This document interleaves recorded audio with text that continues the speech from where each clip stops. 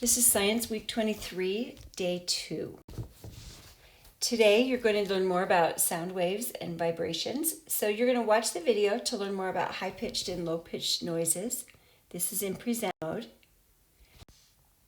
You're going to be using the shape tool, which again you can find by going to Insert and then clicking down on the shape and then choosing the shape that you would like.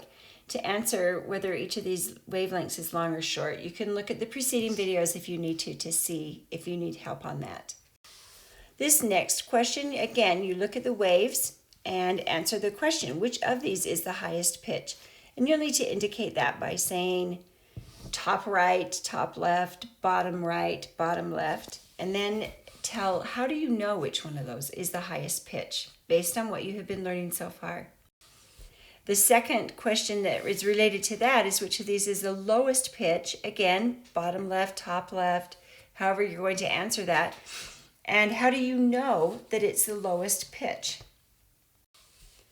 The third part is an experiment which you can try. It's pretty fun. If you have 6 feet of string, if you've got a rope in your home, something that you could maybe tie to a table leg or a chair leg, and then you're going to do the experiment.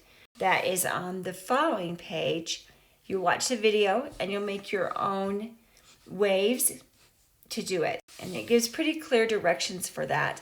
And then the last thing you're going to do is come and you're going to answer these questions. How did you have to vibrate your hand to make waves that are squished together like this?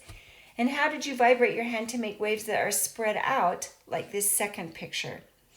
And that is day 2 of week 23.